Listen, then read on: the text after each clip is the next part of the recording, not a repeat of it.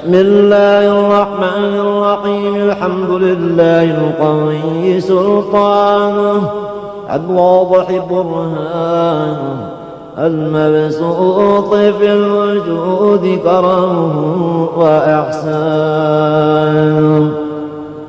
تعالى المجد وعظم شانه، خلق الخلق لحكمه وطوى عليها علمه، وبسط لهم من فايض المنة ما جرت به في أقداره القسمة، فأرسل إليهم أشرف خلقه وأجل عبيده رحمة، وأرسل إليهم أشرف خلقه وأجل عبيده رحمة.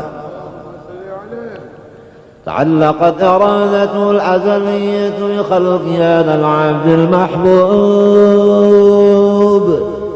فانتشرت آثار شرفه في عوالم الشهادة والغيوب،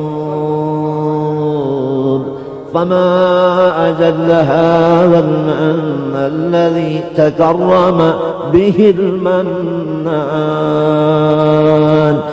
وما أعظم هذا الفضل الذي برز من حضرة الإحسان صورة كاملة ظهرت في هيكل محمود، فتعذرت بوجودها أكناف الوجود،